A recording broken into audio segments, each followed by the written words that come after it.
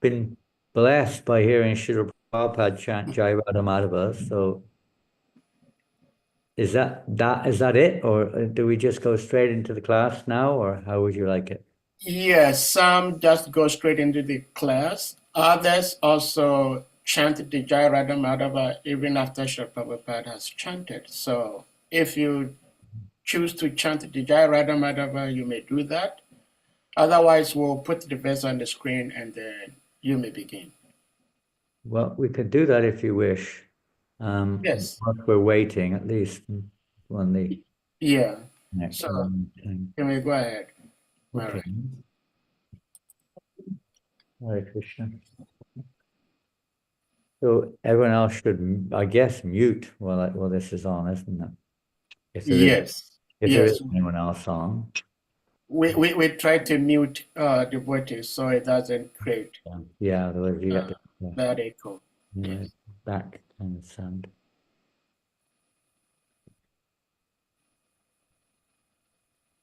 Jaya Radha Madhava Kunja Vihari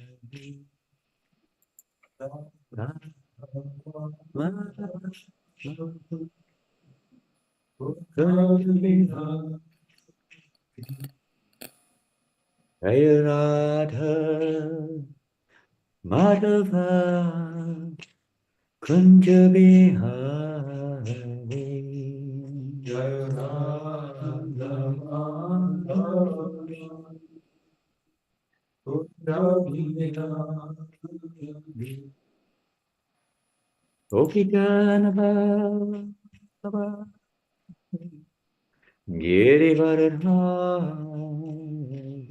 Girivardhari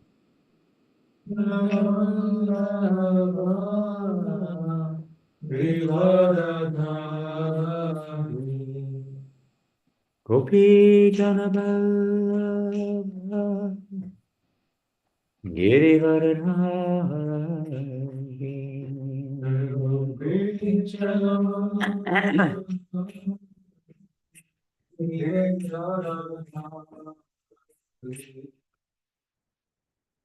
Yasodanandana Rajajanarandana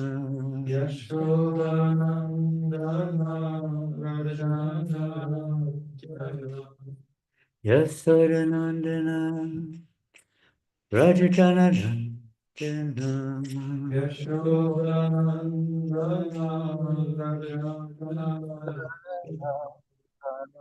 Yasodanandana Rajajanarandana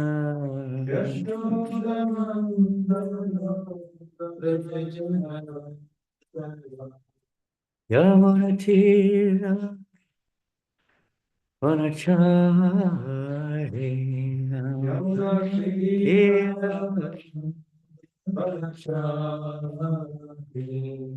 Yamunatira Vanacharina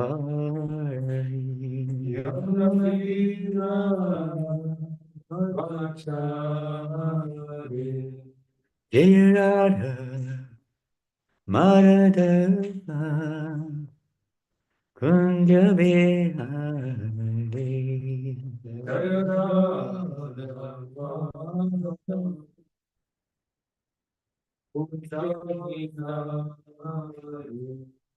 Jaya Radha Madhava Kunja Vihari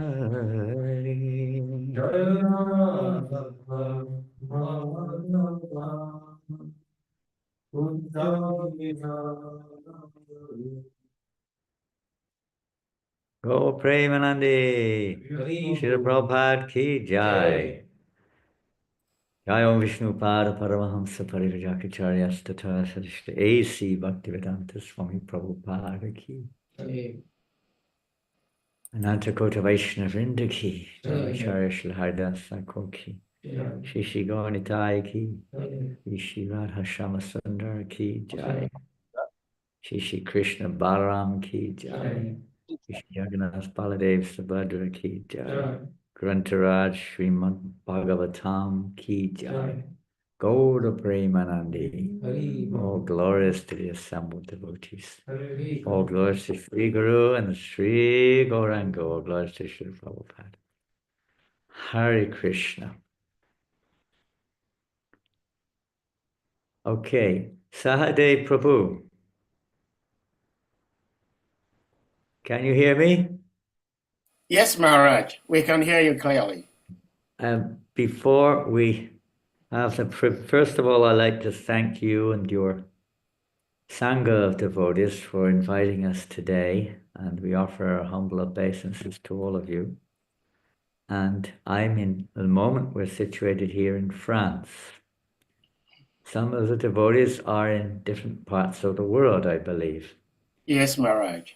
Perhaps we can kind of briefly give an idea where everybody is situated. Are they in America or Africa or where? Yeah, so let me do this, Maharaj, so I can see who is here. I am in the US. Gol Prabhu is Italy. in the UK. UK, okay. Sunita is in the US. Shriman Varaha Acharya is in Togo, that is West Africa. Hare Krishna. Salika Prabhu is in Nigeria, West Africa. Loka Devi is in the US. Yashoda Devi is in the US. Nitecharan, where are you? Where are you at? Portugal. Portugal. Oh, Portugal, Lisbon. Exactly. Okay, thank you so much. Maharaj, we believe other devotees will be joining shortly from different parts of the globe. That's our Sangha. Good. Well, wherever you're from, we're fortunate to be with you for a few minutes, and we hope forever. But with our present consciousness, we are still under the influence of time. So the other question is, I believe we are not so limited to 1 hour. Is that correct or not? No, we're not limited to 1 hour. No, Maharaj. Unless Krishna has another plan. Let's see. Yes. Plans. Yes. So thank you very much again. And thank you so much, Maharaj. We will, anything else I should know? Not really. No. Okay, I don't know anything, so we'll see if it's just like a temple room setting. Oh, okay. So yeah. Okay, got it. So we'll begin then. Hare Krishna, Maharaj. Namo Vishnu Padaya Krishna Prishtaya Bhutale Srimate Bhaktivedanta Swaminiti Namane Namaste Saraswate Devi Gauravani Pracharine Nevasesha Sanyavadi Pastacharya Shatai Om Gyana Timrandasya Ganandana Shalakya Chakshul Militam Yena Tasmai Shri Guruvenu Shri Chaitanya Manobhistam Tapitam Yena Bhutale Swayam Rupa Gadamayam Dadati Swapadantikam Vandeham Shri Guru Shri Padakamalam Shri Gurun Vaishnavamscha Shri Rupam Sagajatam Sahagana Raganatam Vitam Tam Sajivam Sadvaitam Savadutam Parijana Sahitam Krishna Chaitanya Devam Shri Radha Krishna Padam Sahagana Lalita Shri Vishakanvitamscha He Krishna Karuna Sindhu Dinabando Jagatpate Gopesha Gopika Kanta Radha Kanta Namostute Tapta Kanchana Gaurangi Vadhe Vrindavaneshwari Vrishabhanu Sute Devi Pranamami Hari Priye Vanchakalpaturubhyascha Kripa Sindhuvyevicha Patitanam Bhavanevyo Vaishnavevyo Namo Namaha Jaya Sri Krishna Chaitanya Prabhu Nityananda Shri Advaita Gadadhar Srivasadi Gaura Bhaktavinda Hare Krishna Krishna Krishna Hare Hare Hare Ram Rama Rama Hare Hare Om Namo Bhagavate Vasudevaya Om Namo Bhagavate Vasudevaya. Om Namo Bhagavate Vasudevaya Om Bhagavate Vasudevaya. Om Namo Bhagavate Vasudevaya Om Bhagavate Vasudevaya.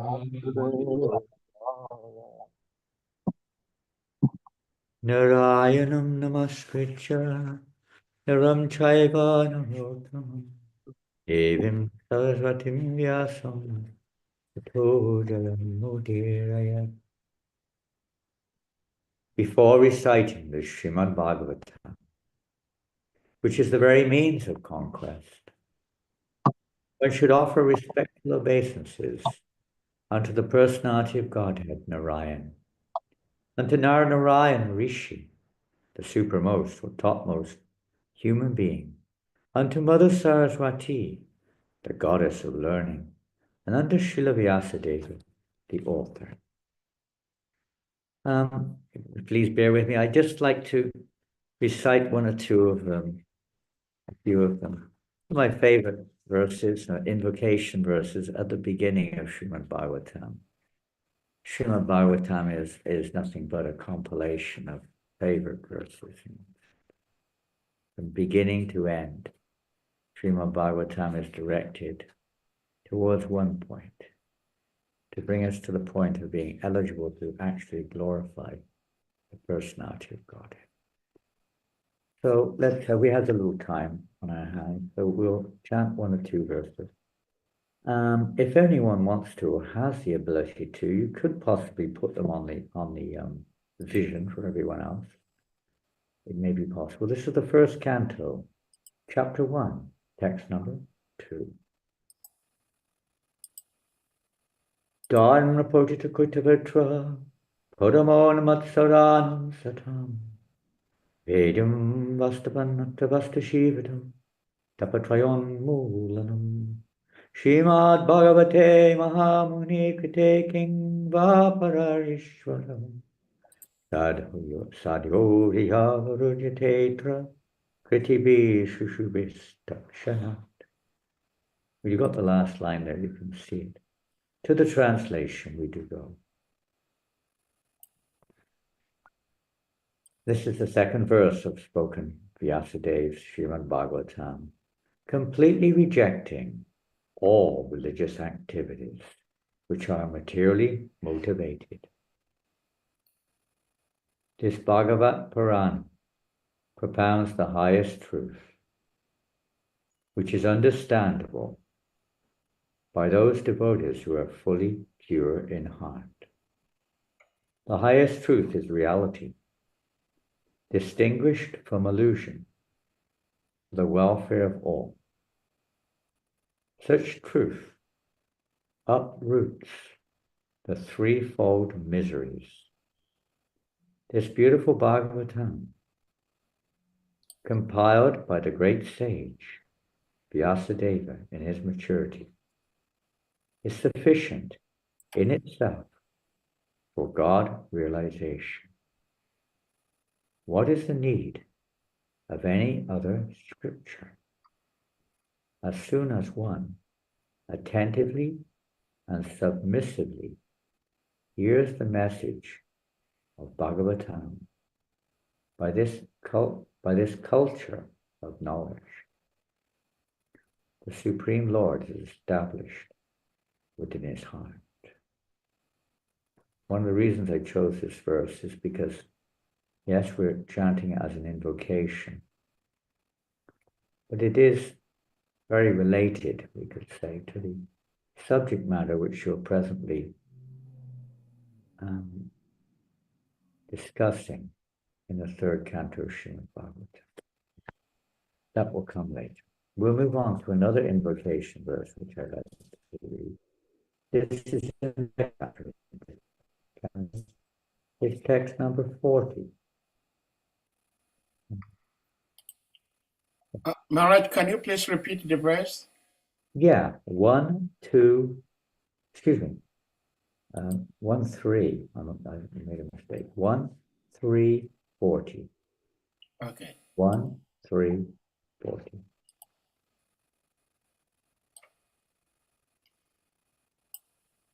You found it? Yes, Maharaj. Okay. Very good.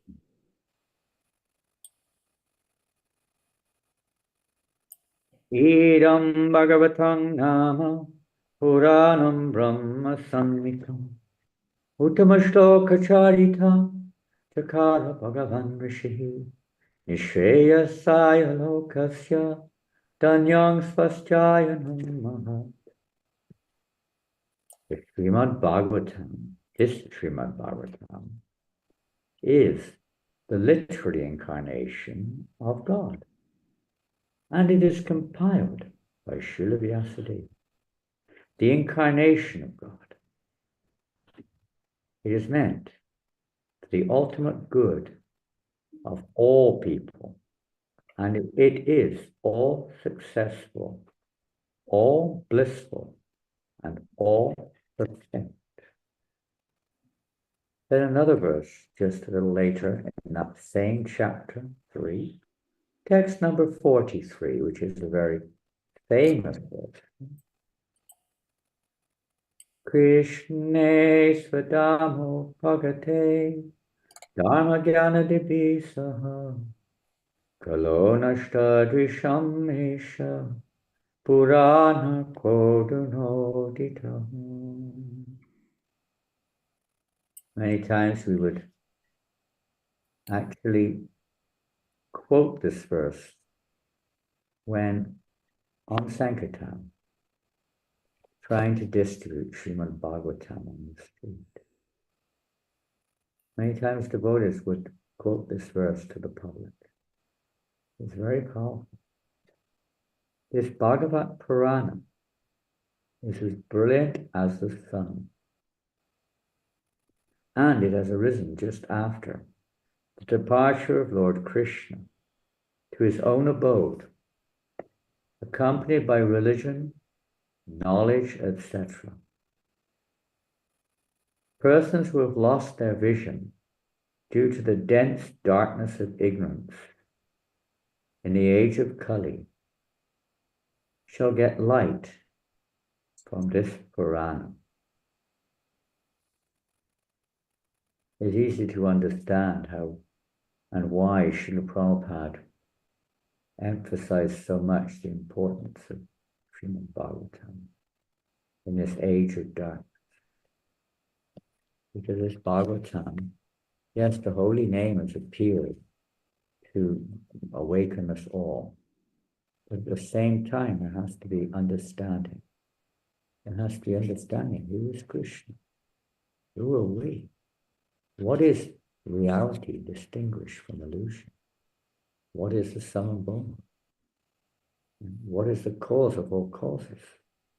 In this world today where science has become inseparably penetrating all spheres of life, even the religious sphere, the social sphere, the emotional sphere, practically every level of society, facilitating unending, say, growth of varieties of sense gratification. Srimad Bhagavatam stands practically alone amongst all scriptures to counter the disease condition of this age. It's almost like a cancer situation. This is the only remedy. We'll read maybe one more verse. Let's see. And this verse also very much quoted by Srila Prabhupada. Very dear to Srila Prabhupada. This is the first canto, chapter 5. It's text number 11. 1, 5, 11. Somebody like to come there. It's in Narada's instructions on Srimad Bhagavatam. Tadvag visargo janataga viplavo yasmin pratishlokam abhadavat yapi namanyanantasya yasankitani yat shrinvanti gayanti vinanti sarvaha. Prabhupada referred this even to his own endeavors, his own offering of his translation and commentary on Srimad Bhagavatam. Just in one sense of one of the verses he quoted quite often to qualify his translation.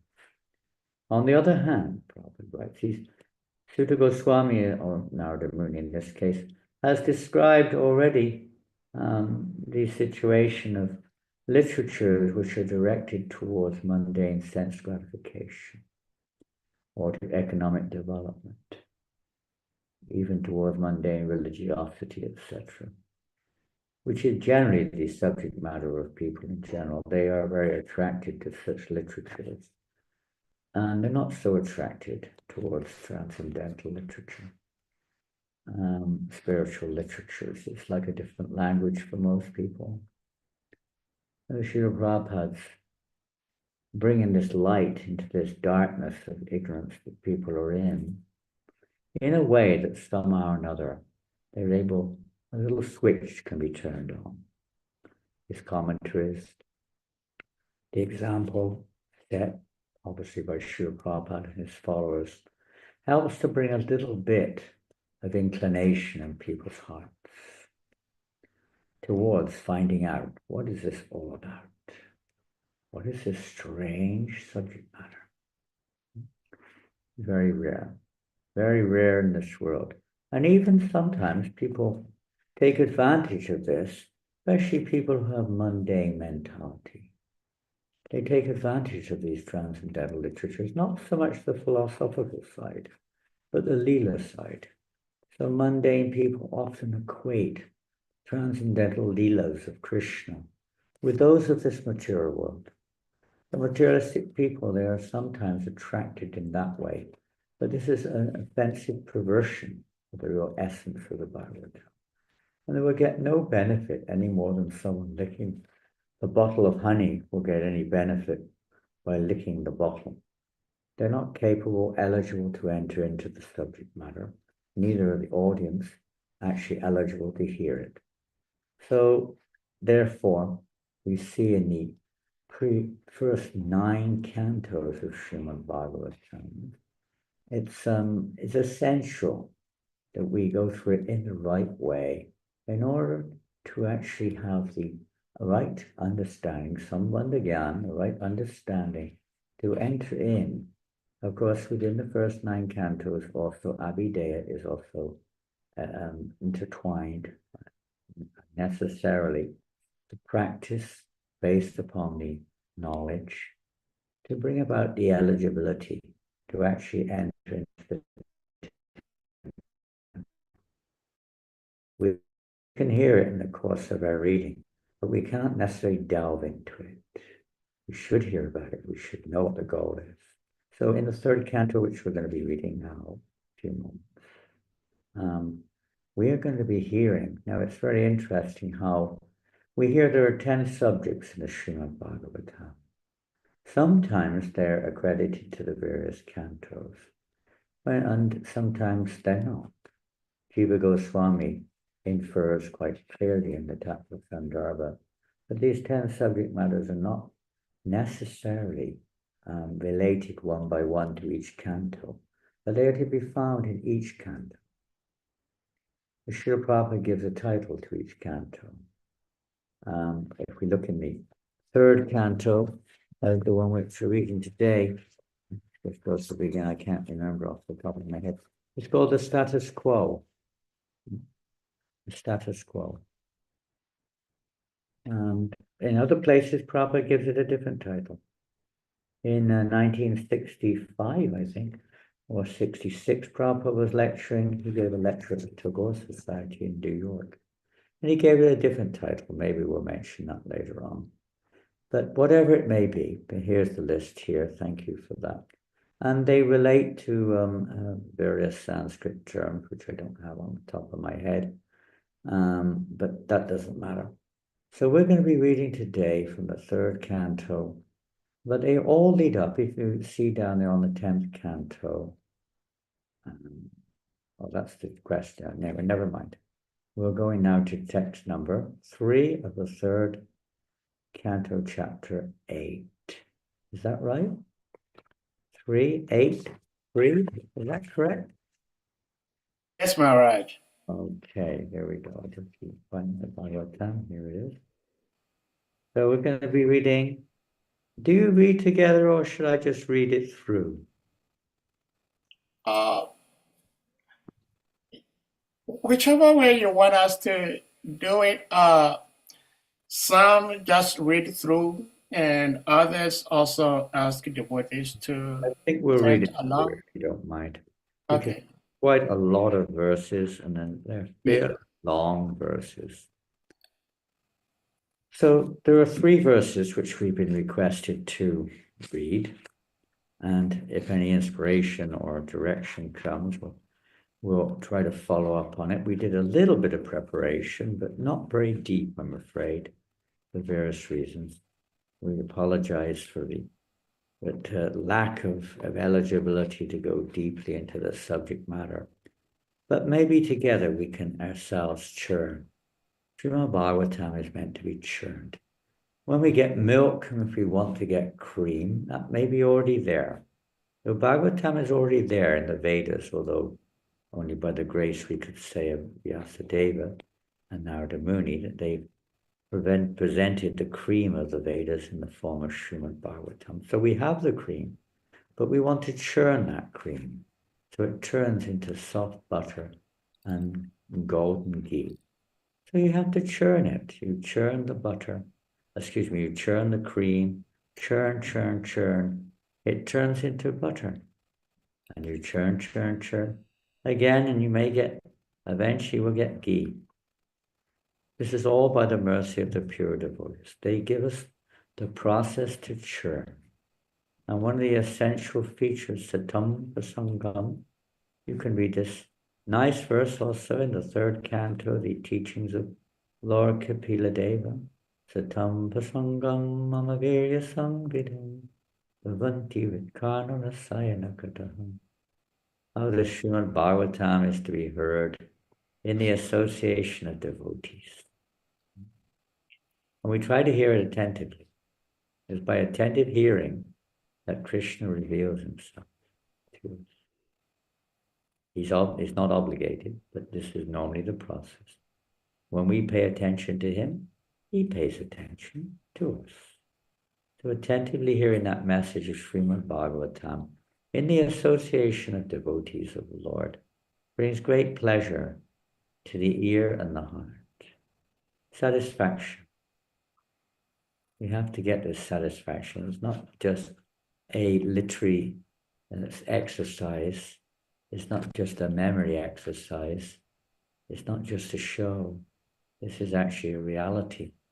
It's the means of associating with the Supreme Personality of Godhead. We certainly have to play our part. So let's read these verses. Text number 3. Asinam urvyam bhagavantam adnyam sankarshanam devam akunta sattvam vivitsavas tattvam matapparasya kumaramukya munayom prapichan. And the translation to this verse. This verse is spoken by Maitreya Muni. In the previous chapter, we see Vidura is asking questions of Maitreya.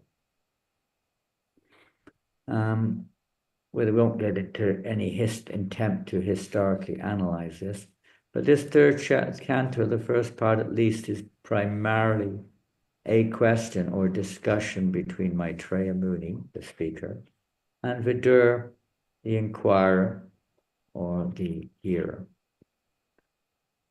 And the translation goes, some time ago, being inquisitive to know, Sanat Kumar, the chief of the boy saints, he's amongst the 4 Kumaras, accompanied by other great sages, inquired exactly like you about the truth regarding Sudeva, the Supreme, our Lord Sankarshan, who is seated in the bottom of the universe. Haribol. There's this a repetitive theme, isn't it, throughout the Srimad Bhagavatam? Inquiry and then referral to previous inquiries from time immemorial. The absolute truth is not something which appeared as in terms of its existence. Sometimes it's revealed in different time, places, and circumstances, sometimes to different extent even. But it's always there. Srimad Bhagavatam is eternal. It may not always be manifested. It may sometimes appear lost, but it's always there. The pure devotees bring it into the light, as Narada Muni requested Vyasadeva to do so. And this is not a new history. It's not that the Srimad Bhagavatam did not exist before Srila Vyasadeva compiled it, of course. It existed eternally. It's not limited either to, as we all probably know, it's not limited to the pages or the 18,000 verses of 12 cantos. It is unlimited, unlimited. So similarly, the questions and answers there, maybe different persons are asking the questions, maybe there's some slight difference there according to time, place, and personal circumstance. But the subject matter or the essence, distinguishing reality from illusion, establishing the actual reality, the samabodhi, is the same in every case. The whole Bhagavatam is aimed at that subject matter. How to understand the Supreme Personality of Godhead. So the translation we just, did we read? We didn't read. Let's read. Yes, we did. The purport. The purport of this verse. This is in clarification of the statement that the Lord spoke directly on the Srimad Bhagavatam regarding Vasudeva. The Lord spoke as Vasudeva, like about the truth regarding Vasudeva. The Supreme Lord, Lord Shankarshan, was seated at the bottom of the universe. So the Lord spoke it. When and unto whom the Bhagavatam was spoken is explained here with questions similar to those put forward by Vidura were asked by great sages like Sanat Kumar and Lord Sankarshan. The plenary expansion of the Supreme Lord Vasudeva answered them. So originally, of course, everything comes from Krishna. He spoke it, and then it's heard and passed on. Next verse. Tvam eva jishnyan bahumanayantam yad vasudevabidam atmananti padyat pishtaka chambuja koshamishad vanmilayantam vilbudodayaya. At that time, Lord Sankarshan was meditating upon his Supreme Lord, whom he learned, whom the learned esteem as Lord Vasudeva. But for the sake of the advancement of the great learned sages, he slightly opened his lotus-like eyes and began to speak. Next verse. Spadun yudar trai svajata kalapar Upasvishantas charanopadhanam padmam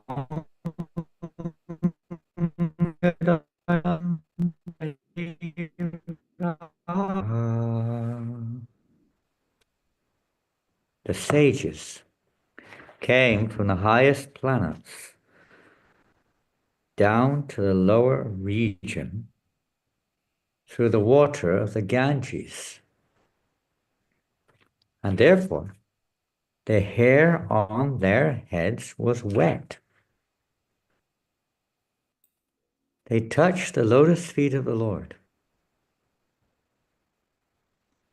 which are worshipped with various paraphernalia by the daughters of the serpent king when they desire good husbands.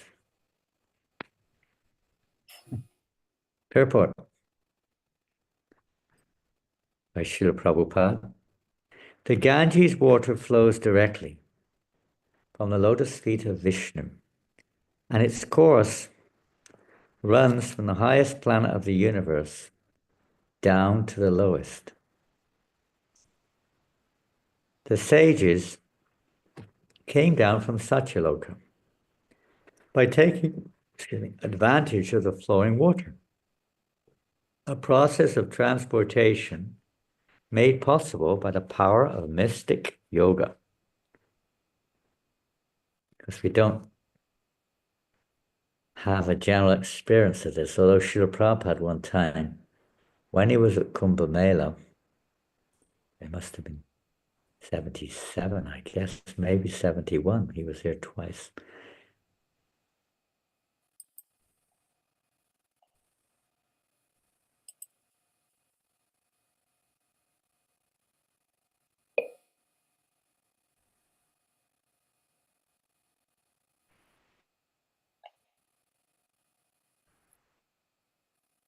Well, Hare Krishna did with his,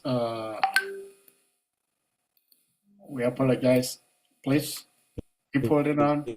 Maharaj got frozen a little bit.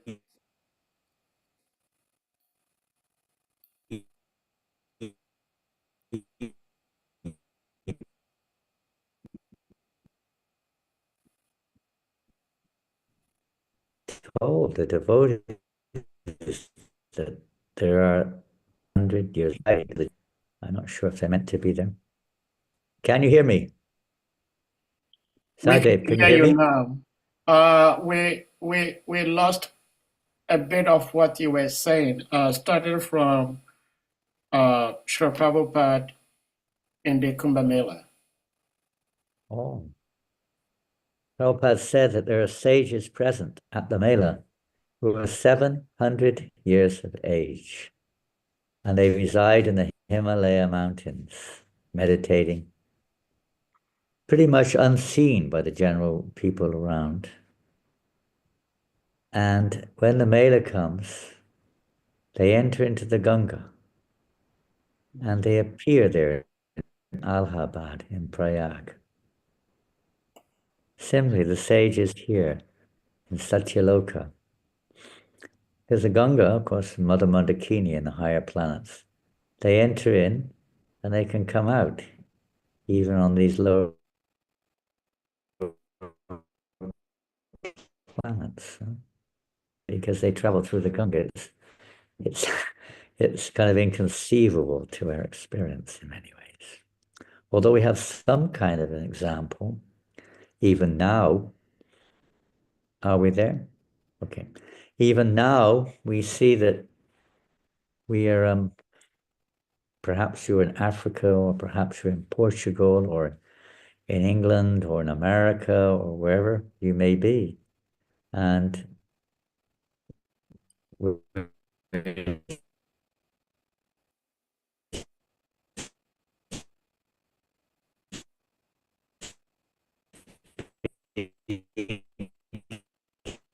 not in the same three-dimensional way, but it has a similar, through the ether, sound, and at least the reflection of the image passes through the ethereal element and manifests at a far distant place.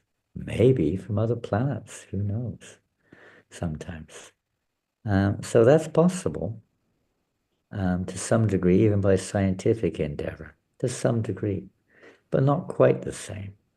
So these great sages who are actually residing in Satyaloka, the topmost planet, Brahmaloka, Satyaloka, whatever, they come down sometimes to the lowest regions for whatever reason. In this case, they're going, the Kamaras, they're inquiring from Lord Sankarshan. The sages came down from Satyaloka by taking advantage of the flowing water, a process of transportation made possible by the power of mystic yoga. If a river flows thousands and thousands of miles, a perfect yogi can at once transport himself from one place to another, simply by dipping in the water.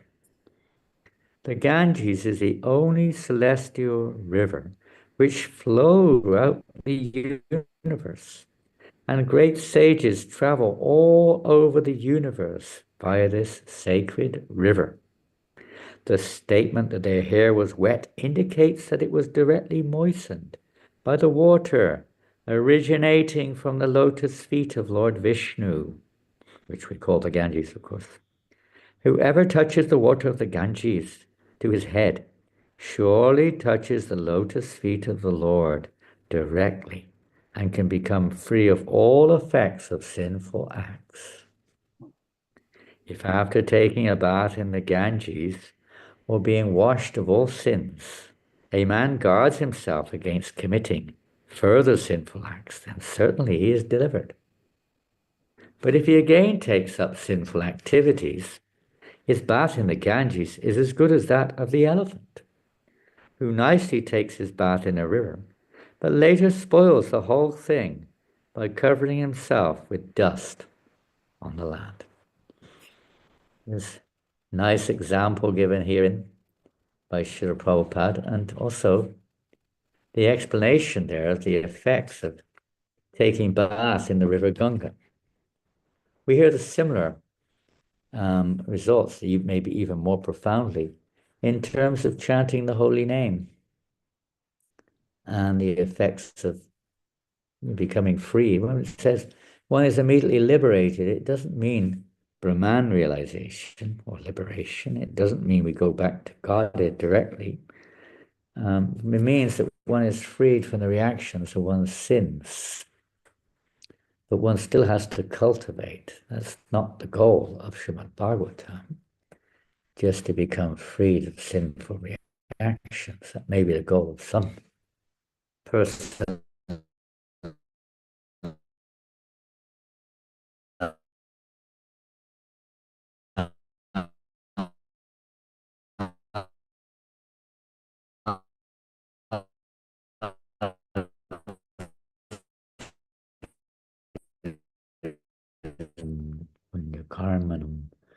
That we have to become freed of our reactions in the past and act piously in order to engage in devotional service with determination.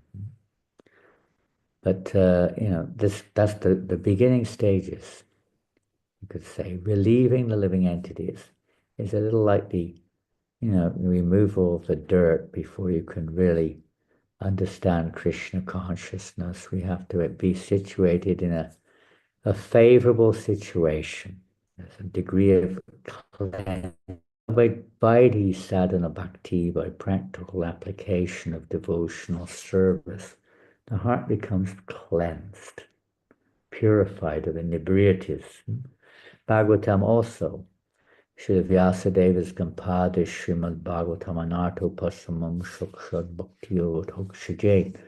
He's compiled this Bhagavatam particularly because people do not know this. But by hearing the Bhagavatam, the heart can become cleansed, become purified of all the dirty coverings. As long as we're looking at the truth through these dirty coverings, we are not eligible to actually appreciate properly. It remains a relative perception, imperfect, maybe even perverted. perception of the absolute truth. We have to cleanse our means of perception, our consciousness, our mind are required to cleanse. So together with the chanting of the holy names and hearing Srimad Bhagavatam, this is the general process. But as warned here, we have to be very careful. It's one thing to become freed of sinful reaction, and Prabhupada usually uses the example of certain religious practitioners who go to their place of worship regularly and beg to the Lord or to the priest, please forgive me for my sins I committed this week. And then they go out again, unfortunately, engage in knowingly in sinful activities, and again come forward and beg for forgiveness. And in this way, Prabhupada says, this is like the elephant that just rolls in the dirt again. It's not only, you could say, not particularly effective in any way, it's also offensive to the Lord. It is one of the offenses against the holy name, knowingly committing sinful activities on the strength of the holy name of the Lord. So this type of approach is not at all recommended. This is called Dharma Koitava, cheating religion, which propagates this type of process.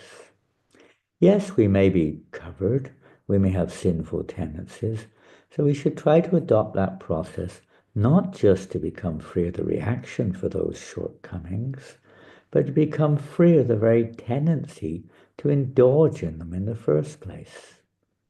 So that we can, I'd say, that we should pray for. That's not our ultimate goal either, but is a preliminary requirement. One has to be purified at this stage.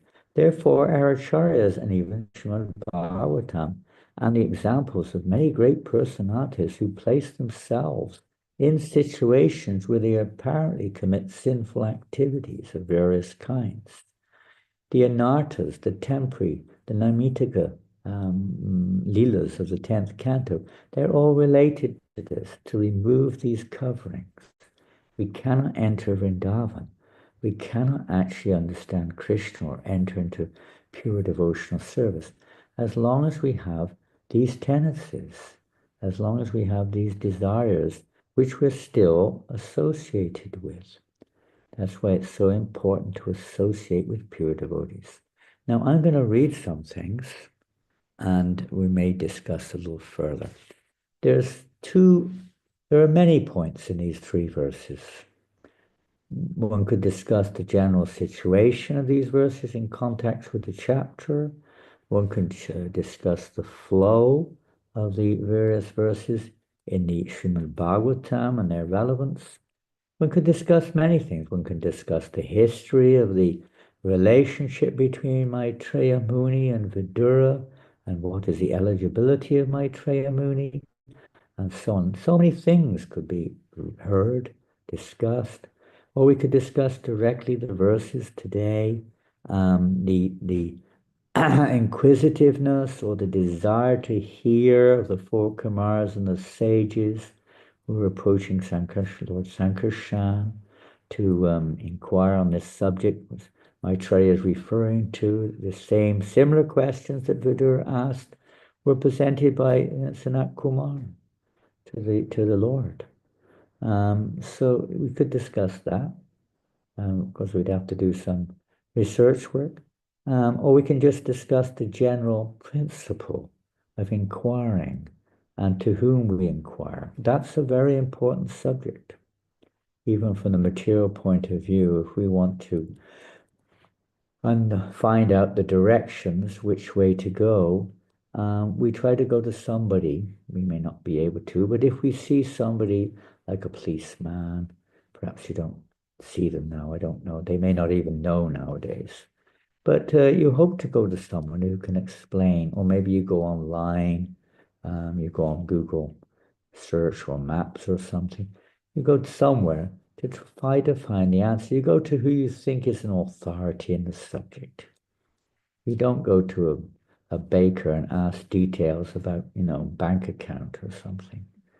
You ask him about baking bread. And if you go to the florist, you don't go to the florist, say, my car's broken down. Can you fix my car for me, please?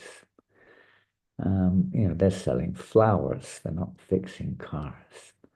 So some degree of intelligence has to be there, the qualification of the person we approach. And even more so in spiritual life. So that's another subject. We don't have time to get into fine details. But there are principles. The first principle is sincere inquiry. Sincere inquiry, desire to know, and I'm sure every single devotee or aspiring devotee in the path of Krishna consciousness, at some point or another, the desire to inquire or the purpose for coming here was searching for answers. And we make some questions. Bhagavatam is based on this principle right from the very beginning. The sages of the sages of Naimisharanya inquired from Sutta Goswami, and he referred it, of course, to the conversation which he'd heard of the inquiries of Parikshit Maharaj from Sukadeva Goswami. But this is an eternal principle. The subject is the same, presented according to time, place, and circumstance slightly differently, according to the eligibility of the hearer, also different degrees of real revelation may be there, and so on. And this goes on throughout the course of the history. The Lord and his representatives come to answer real questions. They don't come to answer questions about the weather, politics, sense gratification of various kinds, mundane directions. In the course of interaction, sometimes these things enter in, but that's not their purpose. Their purpose is to give answers or directions to those who are not even inquiring. Most people are not inquiring about the absolute truth at all. So the period of always try to give them some opportunity where that question may eventually arise in their hearts. Sankirtan, the books themselves, prasadam, temples, so many facilities they may provide in order to try to evoke that inquiry from the conditioned soul, who otherwise is as dull as anything and is simply inquiring how to get sense gratification like an animal. Like an animal. They have no value in this, no ultimate value. Simply in their dream world, they are praying, please, my Lord, please make my dream nice. There's a slight distant trace, at least, of some faith there, but it's not properly directed. Without the proper direction, it remains within the category of material or dharma koitava, cheating religion. And unfortunately, not much direction is there. But these inquiries made here sincerely are not just on one's own account. They're for the welfare. If we look in the first canto, chapter 2, text number, I think, 5, there, right at the very beginning, Sutta Goswami is responding to the sages of Naimisharanya. Munayo saruprishtoham bhavidbir lokamangalam. That your inquiries are, I'll read the exact verse. It's difficult to remember word for word. We don't want to miss a beat. Let's see, 1, 2, 5. Here we go. O sages, I have been justly questioned by you.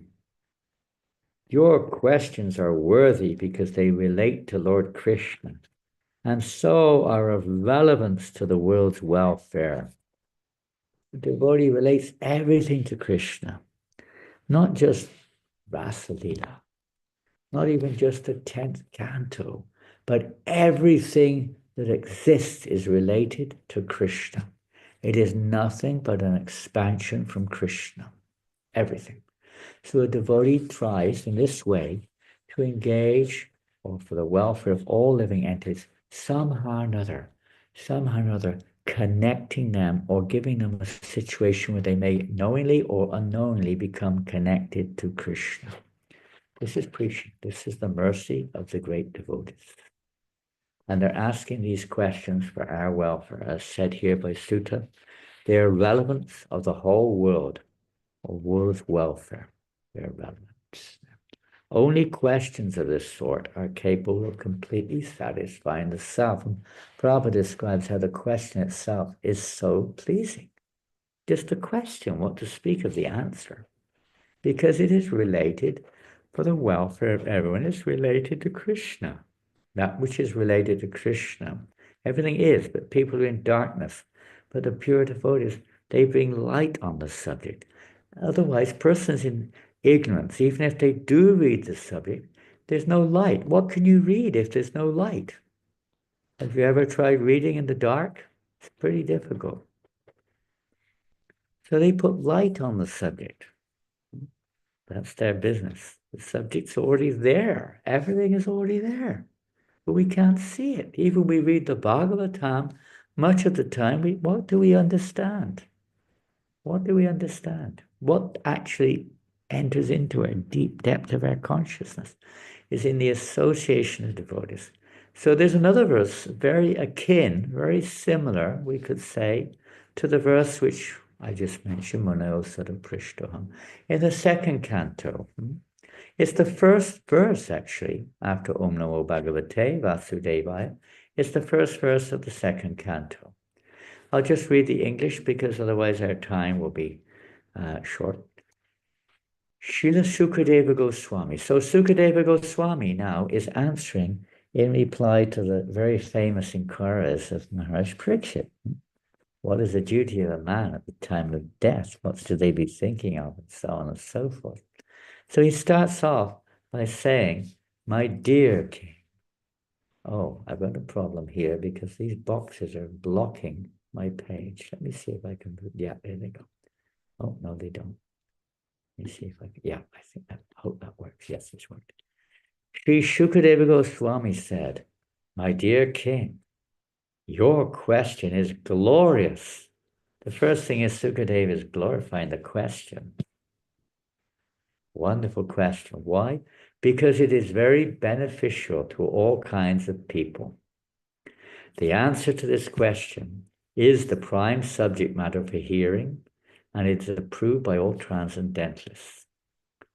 Because the answer to this question, not only if we're fortunate enough, that's why it said the speaker, the hearer, and anyone else who happens to be near will get great benefit from this.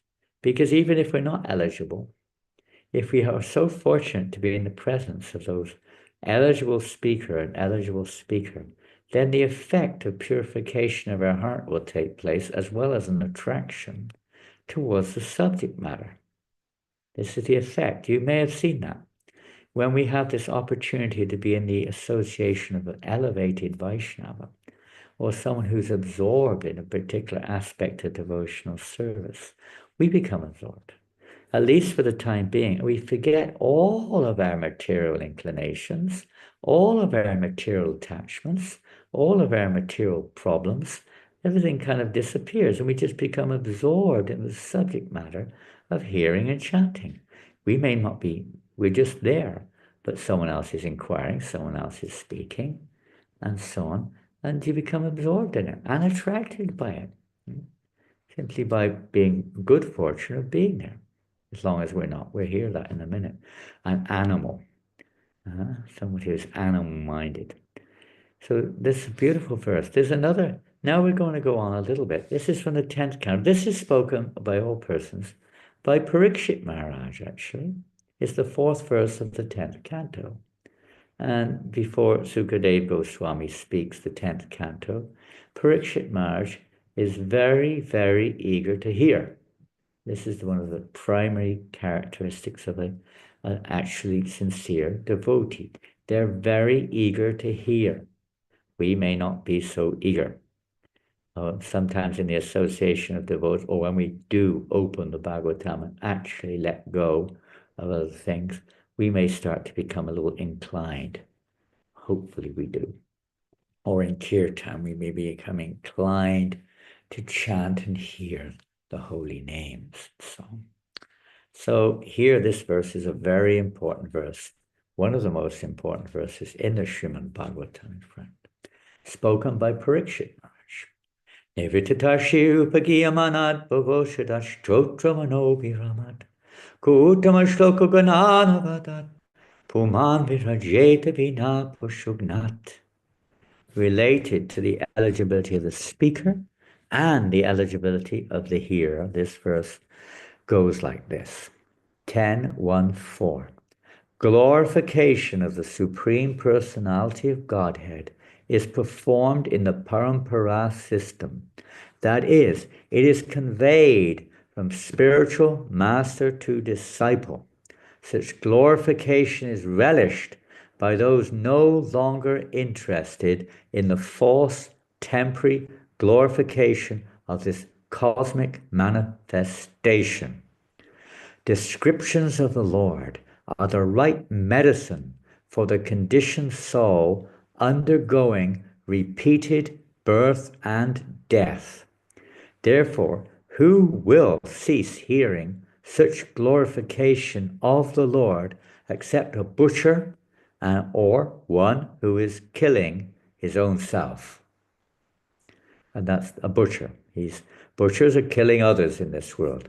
But in relationship to this verse, it is those persons. And modern day, without discrediting anyone specifically, but in principle, modern day education, science, and etc., practically is like this. It is denying the existence of the self.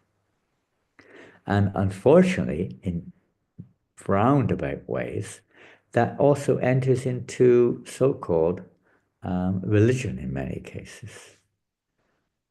Lack of understanding of the true nature of the self, which results in the very activity of what we call in general society of butchery or killing of other living entities. But actually everyone's killing themselves in the sense they're denying their own existence. And they're certainly not doing anything to awaken the nature or the life of the soul, that's for sure. We'll read a little bit of the verse, purport rather. The verse indicates, however, this is the purport, some of it. You have difficulty following because I just selected a few parts of it. This verse indicates, however, that such recitation of Bhagavad Gita and Srimad Bhagavatam must be done by persons completely freed from material desires. Nivritatashir, that means they have no more interest in this affection for this material world. We're all entangled in material affection. Everyone in this material world, beginning from Brahma down to the insignificant ant, is full of material desires for sense enjoyment. And everyone is busy in sense gratification, but when thus engaged, one cannot fully understand the value of Krishna Katha, either in the form of Bhagavad Gita or Srimad Bhagavatam. If we hear the glories of the Supreme Personality of Godhead from liberated persons, this hearing will certainly free us from the bondage of material activity. If we hear from people who are still materially attached, it won't have that effect. Because they're materially attached. Their presentation is tinted. It is not pure. It has a different agenda, a different interpretation, a different objective, and so on and so forth. We must hear from Nivritatashya, those who are actually freed of this material covering, those who are actually in a liberated condition themselves, free of the bondage of material activity. A devotee is one who has no other motive for reciting Bhagavad Gita and Srimad Bhagavatam other than to serve the Lord. Excuse me, lost the page there. Sri Chaitanya Mahaprabhu has therefore advised us to hear the glories of the Lord from a realized person. Yaha Bhagavatat Pada Vaishnavestani. Unless one is personally a realized soul in the science of Krishna consciousness, a neophyte should not approach him to hear about the Lord, for this is strictly forbidden by Srila Sanatana Goswami. Verse which means, therefore this verse warns that Krishna Katha should be recited by a person who is Nivritat Krishna. Shukadeva Goswami epitomizes the proper reciter of Srimad Bhagavatam And Parikshit Maharaj, who purposely left his kingdom and family prior to meeting death, epitomizes the person fit to hear it. A qualified reciter of Srimad Bhagavatam gives the right medicine, Bhavoshadi, for the condition solved. It's just like if you go to the pharmacy, you expect the pharmacist to know what they're doing. But if it's an ordinary person behind the counter, perhaps he works in the, I don't know, in the butcher's shop behind the counter, he won't have a clue what to do. He has to be a qualified pharmacist to know what medicines to give to the customer. And with the right medicine, then the disease can be cured.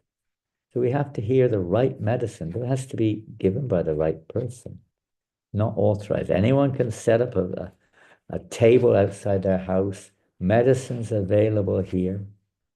Fools may think that, medicine, good.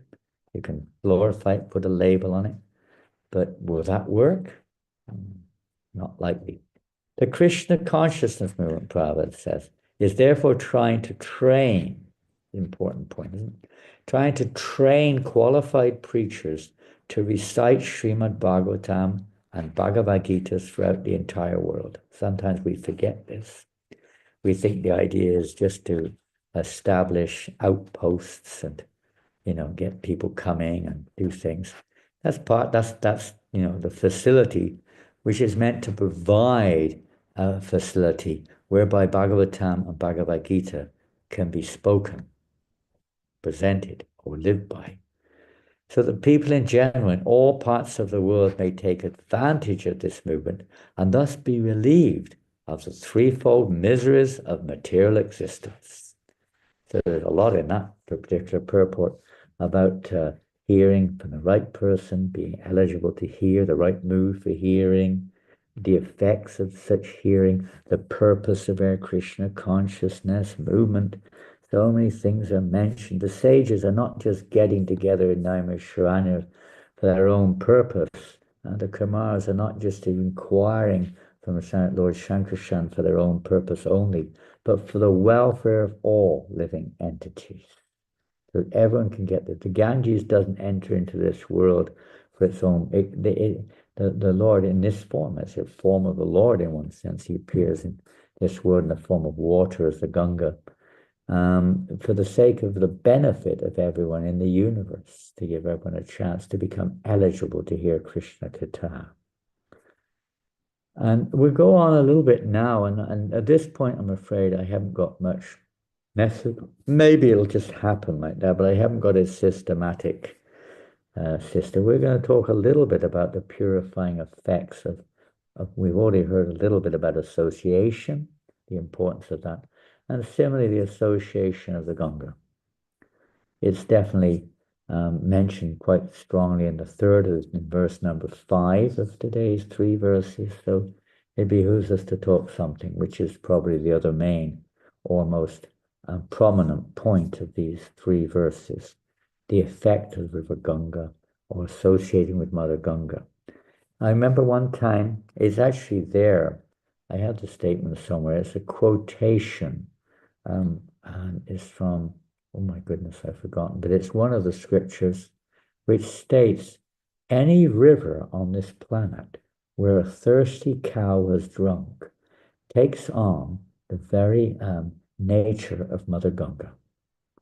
So all rivers, in one sense, have some beneficial effect. Now, we're not going to get into the details of that, but the principle is the purifying effect, Mother Cow also, of the cow, but of the purifying effect of Mother Ganga.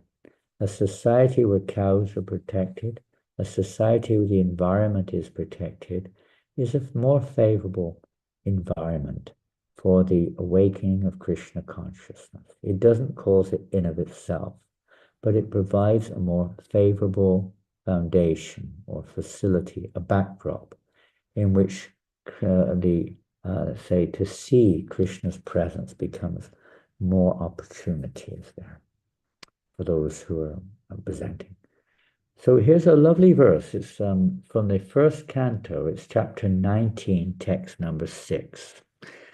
The river Ganges, by which the king sat to fast. So this is perhaps the last chapter of the first canto. I don't know, but probably.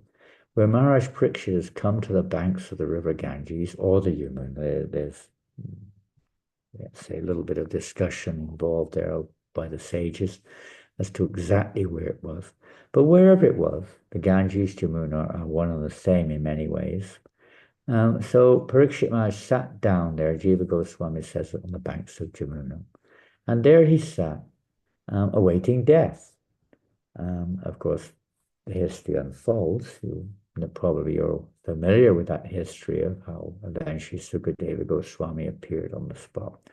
So the river carries the most auspicious water, which is mixed with the dust of the lotus feet of the Lord and tulsi leaves. There are two ways of looking at it. This holy Ganges enters into the universe from the lotus feet of the Lord, or it's touching the lotus feet of the Lord Vamanadev, who pierced the universe with the toe of his lotus feet. So it enters into the universe in that way. It also infers the Jamuna, River Jamuna, where Krishna personally performs his pastimes. So either way, it's perfectly okay. Therefore, that water sanctifies the three worlds inside and out, and even sanctifies Lord Shiva and other demigods. Consequently, everyone who is destined to die must take shelter of this river. And everyone is destined to die. There's more to it, much more, which we've tried to share. But there's a very nice verse, and I didn't pick it up. I think it's in the fourth canto. I'm not sure. But Srila Prabhupada describes in the purport how the words of a pure devotee of the Lord, that the verse discusses this too, they may, from the material point of view, may not sound so sweet. They may not sound so eloquent or even literally correct. But because those words emanated from the lotus feet of the Lord, because the pure devotees are situated at the Lord's lotus feet, their words are considered to be coming, and therefore they carry the saffron dust of the Lord's lotus feet. And anyone who hears those words becomes purified. They become unlimitedly benefited hearing the words of the pure devotee. No matter what their relationship is, there's an amazing effect of having that opportunity to hear those words. Because they've come from the Lord's lotus feet. There's a verse in the third canto, the canto we're on. And this is again, well, I can't remember the Sanskrit, I'm not going to read it, but the English goes like this. It is one of my favorite verses in some ways. The blessed Lord Shiva, this is third canto, chapter 28, text number 22. And it's describing Lord Shiva. The blessed Lord Shiva becomes all the more blessed by bearing on his head the holy water of the Ganges, which has its source in the water that washed the Lord's lotus feet, that we've heard just now. But Lord Shiva means auspicious. He becomes even more auspicious by taking that water.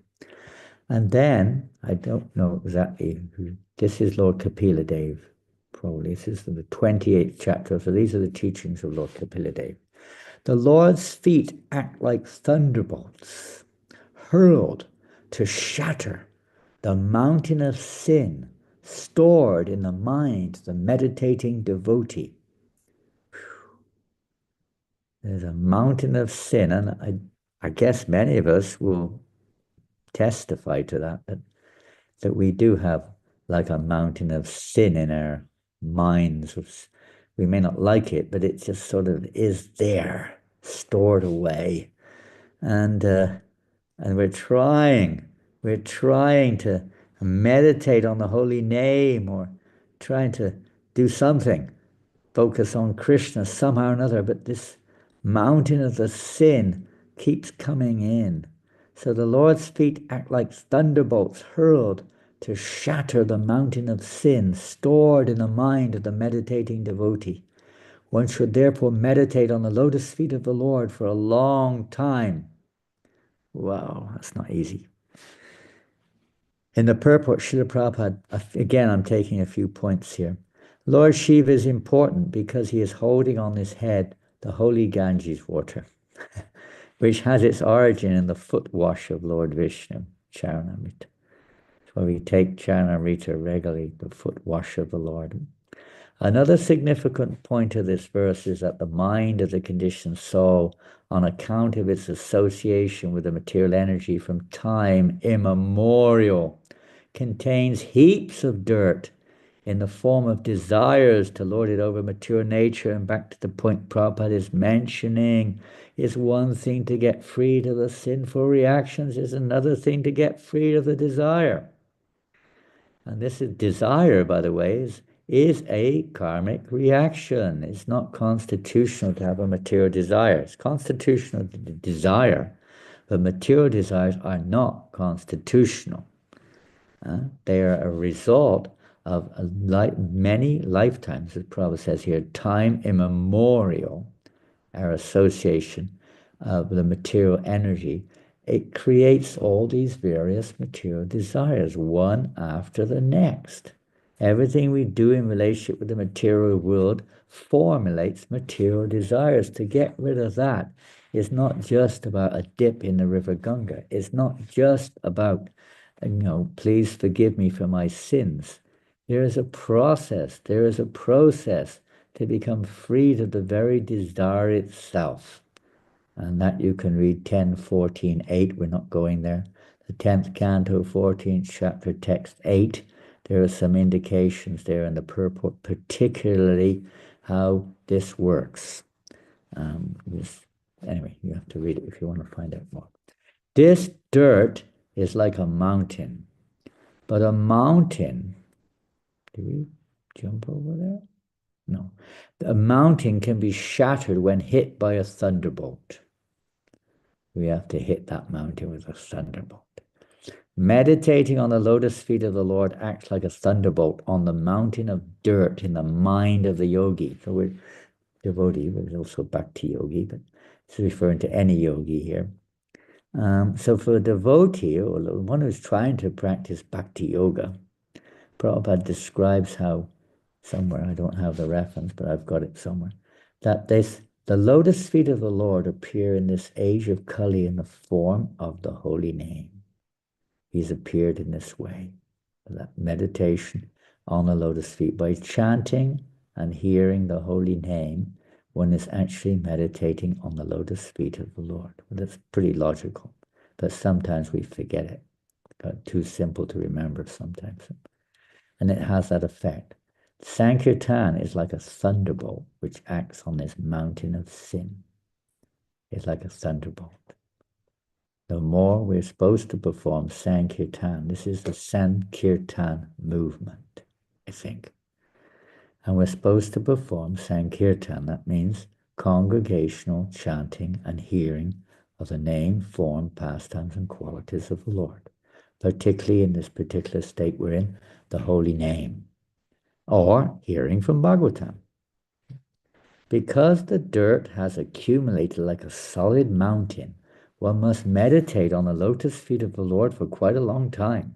And we see ourselves, we sometimes in kirtan, you feel relieved, you feel uplifted, and even persons who are not devoted, engaged in devotional service, let's say, they also feel something special. But then we go about our ordinary activities, go back home, watch the television, go on social media, talking all nonsense, hearing criticisms, in lazy, whatever things we do in our, our private times, or whatever it may be called, different things which are not exactly favorable for awakening our devotion to Krishna. So that's the problem. So we have to try to increase, Bhakti Siddhanta Maharaj said, this is the the result of why after so many years of practice, we are still entangled or attached to the material energies because we're not sufficiently associated with the transcendental messages. We're still inclined to associate with the material messages, and we do it. Or the material association of various kinds. Or another angle of that we could say is hanging on to our material conditional perception of things. If we don't want things to change, it is a very slow process. The desire for change must be there in the individual, not just the process alone. That's called mechanical. It will have effect, but it will take a long time. The desire for change must be there too. Recognition that we need to change our consciousness, change our perception, which is imperfect. So all these things taken into account are required. For one who is accustomed to thinking of the lotus feet of the Lord constantly, however, it is a different matter. The devotees are so fixed on the lotus feet of the Lord that they do not think of anything else. So this is what we're supposed to be, but we may not be. And some of you may be. I hope it'd be nice if you are. I'm not, but many of you may be. We're still hanging on sometimes to past samskaras or all these conditional attachments to misidentifying ourselves with our present state of perception of how we think things are. I think like this, I feel like this, and so on. That has to be adjusted. That has to be changed. That's the meaning of a change of heart. Bhagavata is specifically mentioned. Bhagavata means of the Supreme Personality of Godhead Vishnu, and no one else. Another significant phrase in this verse is Shiva Shivobhut. By his constitutional position, Lord Shiva is always great and auspicious. But since he has accepted on his head the Ganges water, which emanated from the lotus feet of the Lord, he has become even more auspicious and important. The stress is on the lotus feet of the Lord. A relationship with the lotus feet of the Lord can even enhance the importance of Lord Shiva, what to speak of other ordinary living entities. You can take these in many ways. We can also introduce deity worship in our lives, which we probably already have anyway, but this also refers there. We're worshiping the Lord's lotus feet, deity worship in various ways. We're paying obeisances to the Lord. We're paying obeisances to the devotees. We're circumambulating the temple of the Lord. We're doing various activities which come under Padasevana also, worshipping the lotus feet of the Lord. But the whole process of devotional service, to keep fully engaged, Prabhupada said, this is mam chayovya vicharana, bhakti yogena sevate, to be fully engaged in devotional service, infallible, not to fall down under any circumstance. One rises to the Brahman or the spiritual platform. And that's when pure devotional service really begins. When we transcend these three modes of nature and come to the level of Brahman. So this is the process of being fully engaged in devotional service. This is the art. And of course, many of us, married, families, working, other things are there. But Bhaktivinoda Thakur says that whatever spare time we have, we should utilize that in relationship with Krishna. Other activities in the course of one's position in society may have to be performed, and we shouldn't be obligated to do so. We can try to see them in relationship with Krishna, but at least in our spare time, we should utilize that for nicely hearing, chanting, and remembering Krishna. Now we're going to go to another amazing verse, which I came across this afternoon. This is in the 84th chapter. You can guess which canto it is because no other canto has so many chapters. It's the 10th canto, 84th chapter, text number 26. And again, I'm sorry, I should have put the reference here, but it might come up in a minute. Today we have directly seen your feet, the source of the holy Ganges, which washes away volumes of sins. Perfected yogis can at best meditate upon your feet within their hearts, but only those who render you wholehearted devotional service and in this way vanquish the soul's covering, the material mind, attain you as their final destination. Therefore, kindly show mercy to us, your devotees. Beautiful verse. Vanquish the soul's covering. Only those who render you wholehearted devotional service can vanquish the soul's covering, the material mind. And then they can attain their final destination. All these cantos of Srimad Bhagavatam are so important because, are you there?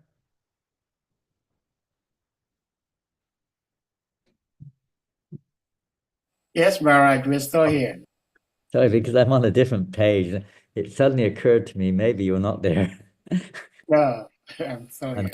I'm talking to the four walls. Maharaj, we're still rapt attentive.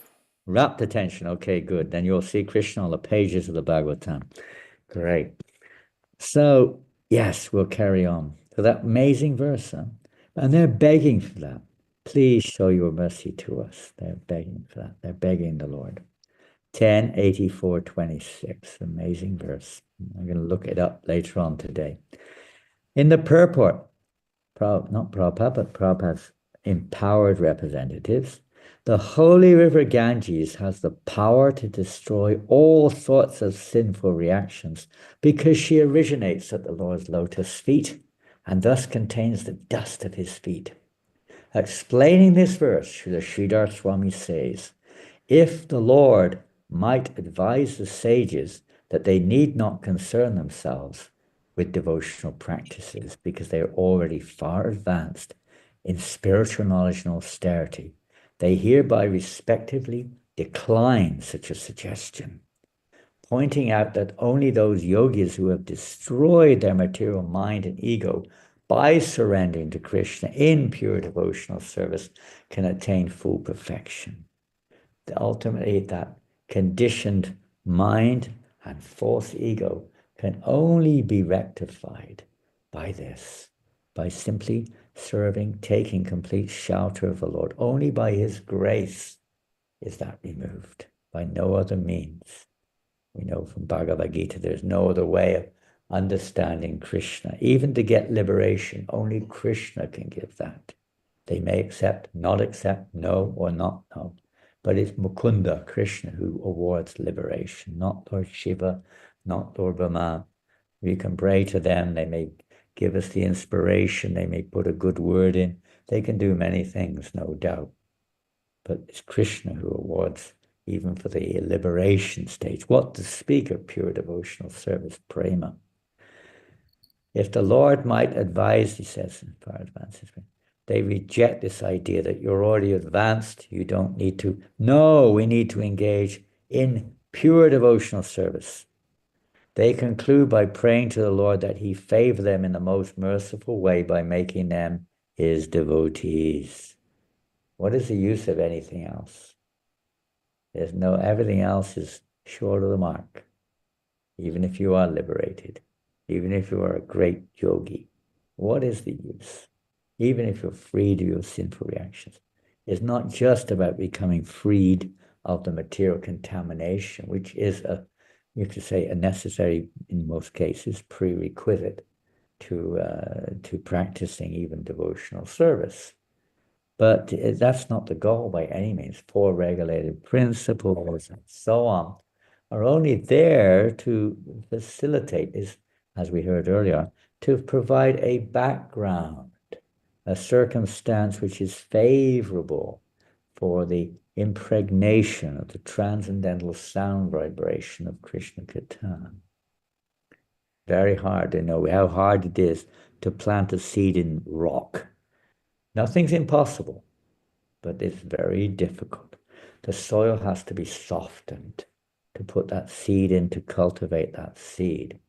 So all these environmental needs are there in society, whether it's varnashram or whatever. Different systems may be there to try to create a more mode of goodness environment, practice in life of more piety and so on. All these things may be there as prerequisites or preface to the actual subject matter itself of Krishna Katha. And that is what is really the essence of devotional service. Not just to become freed of sinful reactions, not to gain liberation, and certainly not to attain material elevation for sure, but to actually develop this unflinching, infallible attraction to hearing and chanting about Krishna. Then we have another nice verse here, also in the 10th canto. There's a last verse, and one of the last verses of the Bhagavatam, so it's chapter 90, text number 48, 10, 90, 48. The heavenly Ganges is a holy place of pilgrimage because her waters wash Lord Krishna's feet. Not because they're water, but because they wash the Lord's lotus feet. But when the Lord descended among the Yadus, his glories eclipsed the Ganges as a holy place. Now we're moving up. Both those who hated Krishna and those who loved him attained eternal forms like his in the spiritual world. The unattainable and supremely self-satisfied goddess of fortune, for the sake of whose favor everyone else struggles, belongs to him only. His name destroys all inauspiciousness when heard or chanted. He alone has set forth the principles of the various disciplic successions of sages. What wonder is it that he, whose personal weapon is the wheel of time, relieved the burden of the earth? Purport. From beginning to end, the 10th canto of Srimad Bhagavatam has been exclusively dedicated to reciting the pastimes of Lord Krishna in Vrindavan, Mathura, and Dwarka. 10th canto specifically. The other 9th cantos are also glorifying the Lord and again pointing to the ultimate summum bonum, but one by one bringing us to the point of actual qualification or eligibility to enter into the subject matter of Krishna Katha. As Srila Vishwanath Chakravarti Thakur points out, this verse sums up the 10th canto by mentioning 5 special glories of Sri Krishna that even his expansions, plenary portions, and incarnations do not display. So here they are. First, Lord Krishna's reputation eclipsed that of the holy Ganges when he descended into the Yadu dynasty. Previous to this, Mother Ganges was the most sacred of all tirthas, being the water that had bathed Lord Vamana's lotus feet. Another river, the Yamuna, became even greater than the Ganges by contacting the dust from Sri Krishna's feet in the district of Braj and Mathura. The renowned, this is from the Varaha Purana, the renowned Yamuna is my domain of Mathura, is hundreds of times greater than the Ganges. About this, there could be no dispute, O goddess. Second, Lord Krishna gave liberation not only to his surrendered devotees, but also to those who consider themselves his enemies. Devotees like the coward girls of Raj and others attained his personal association by entering into his eternal pleasure pastimes in the spiritual world, while inimical demons killed by him attained Sayugya Mukti, or merging into his divine form. When he was present on this earth, Lord Krishna's compassion extended to his family, friends, and servants, and also to his enemies and their families, friends, and servants. Great authorities like Lord Brahma have mentioned this fact. Sadvishad eva puttana pisakulatvam eva deva pita. My Lord, you have already given yourself to Putana and her family members simply because she dressed herself as a devotee. Third, Goddess Lakshmi, Lord Narayan's constant companion, whom great demigods serve menially to win her slight favor, was unable to win the privilege of joining the intimate company of Lord Krishna's devotees in Braj. Despite her eagerness to participate in the rasa dance and other pastimes enacted by Krishna, and despite the severe austerities she underwent to achieve that end, she could not transcend her natural mood of reverence. So there's another barrier in Krishna consciousness, which we should have in one sense. Prabhupada said we worship the deities like Lakshmi Narayan right now, but at the same time, that's not our objective. That's not the objective of Lord Chaitanya's Sankirtan movement, is to bring us to the point of Madhurya, of loving Krishna in Madhurya, not in Aishwarya. That may be the case for most devotees, not most devotees in other paramparas or other religions or whatever it may be. But it's not the intention of Lord Chaitanya Mahaprabhu. It's to give everyone the opportunity to bring the most pleasure to Krishna, the highest pleasure to Krishna in Madhurya Rasa of one kind or another. So this reverential approach should be there in the beginning, but that's not our objective either. It's not that one should stay at that level forevermore. Maybe we will, maybe we won't. We hope we can go further by the grace of Guru and Gauranga. So let's see, where do we get to? Yes, as Shri, the sweetness and intimacy Lord Krishna manifested in Vrindavan constitute a unique kind of opulence found nowhere else, not even in Vaikuntha.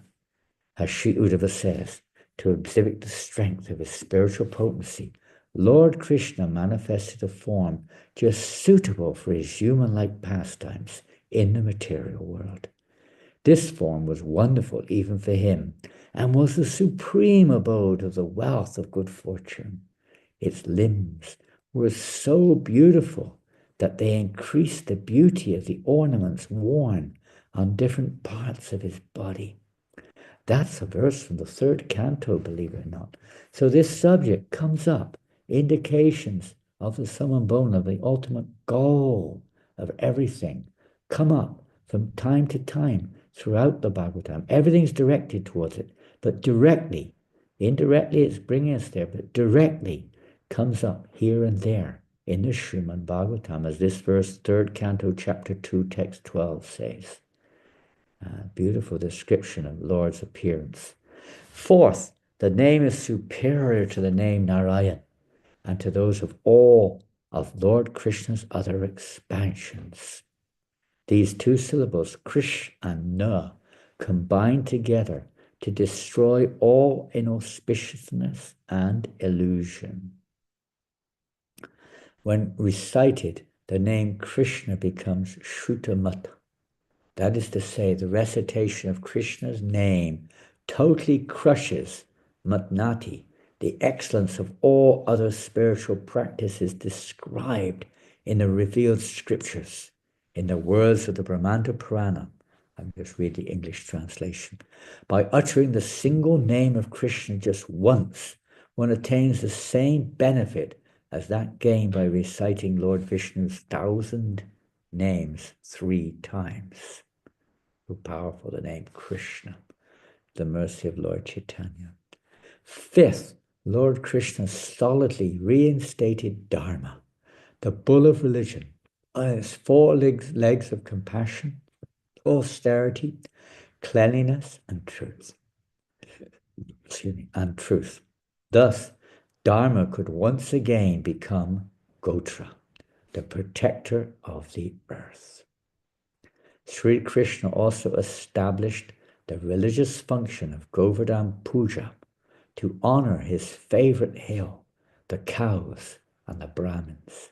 He also became the hill, Gotra himself, assuming its form to accept the cowards' offerings. Moreover, he cultivated the Dharma, or loving nature, of Braja's divine cowards, Gotras, whose love for him has never been equaled. These are just a few of the wonderful features of Lord Krishna's unique personality. And this is, as we hear in the Srimad Bhagavatam, the 6th verse of the 1st canto, 2nd chapter, Savaipong Sang Paro Dharmo, Hito Batir Dhokshade, Hoitiki Apatiyata, Yayatma Supasidati. This highest Dharma is not about some temporary Naimittika Dharma, which is required as a foundation.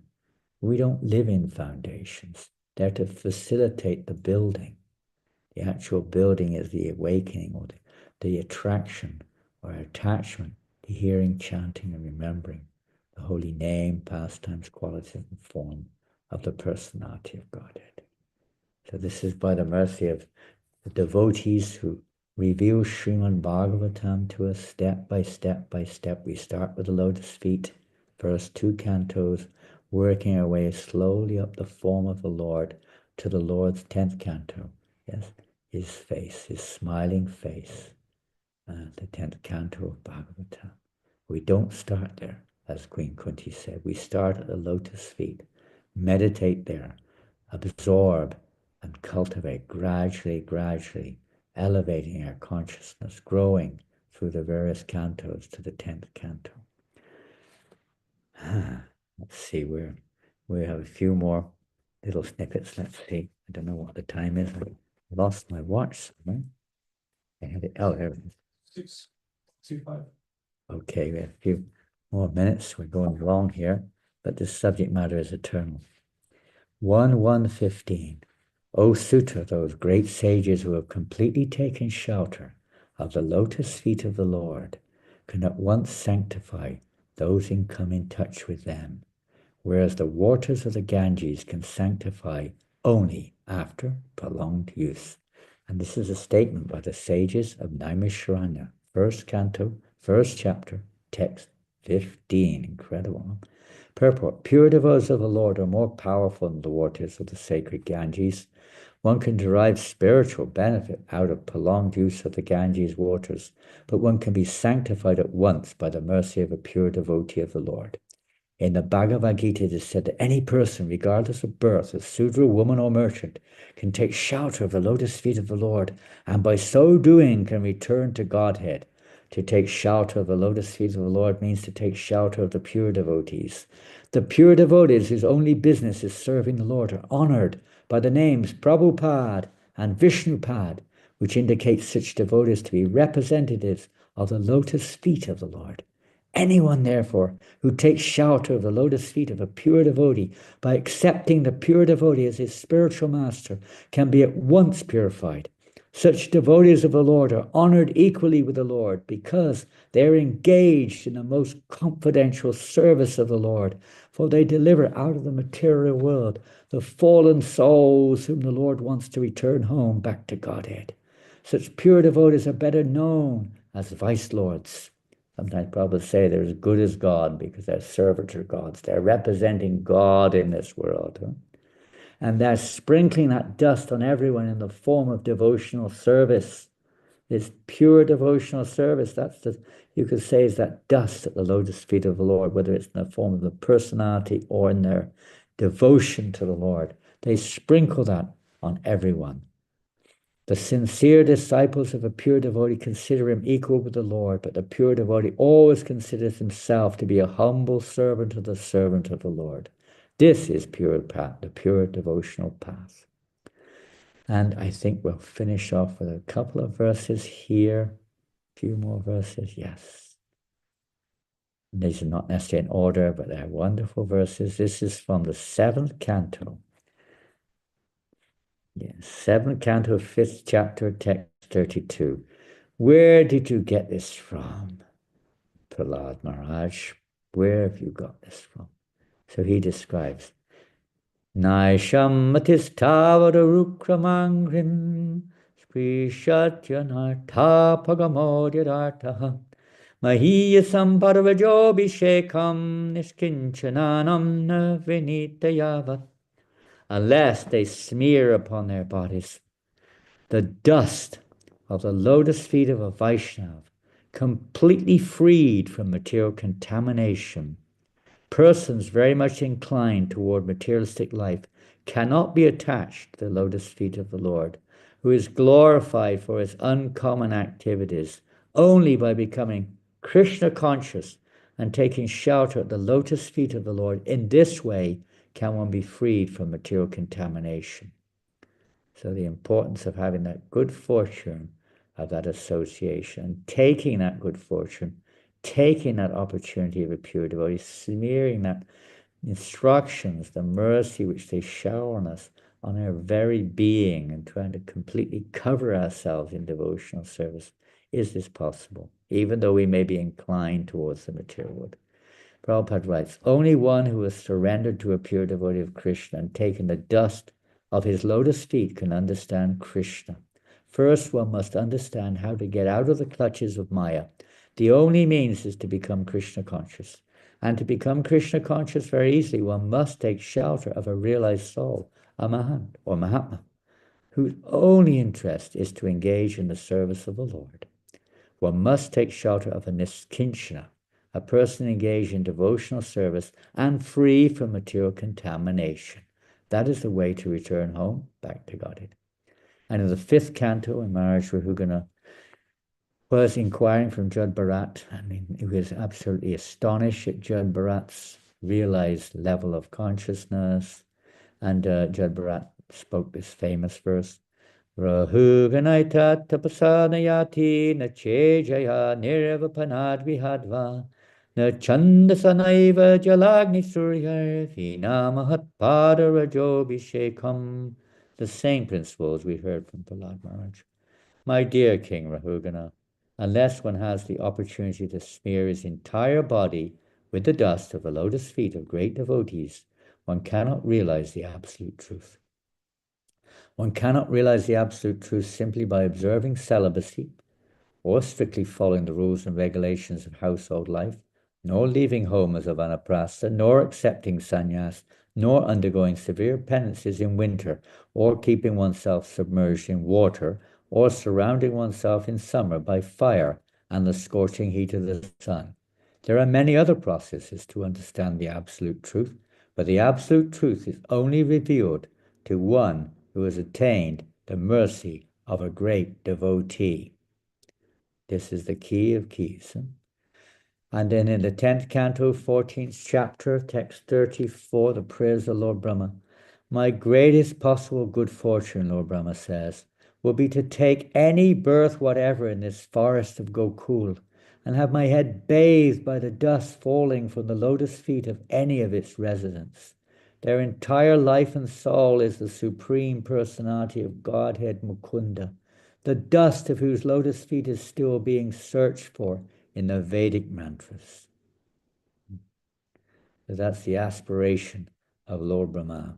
He's not even worried. If he has to, he'll take birth somewhere near Vrindavan so that maybe sometimes the residents of Vrindavan will come and step on him as a blade of grass or a stone or something or another. He makes take birth and get the dust of their feet, which is the most important and only necessary factor. The devotees who come from the Lord's lotus feet to shower their mercy in this world. And the last line, this is the 1st canto, 8th chapter, text 3.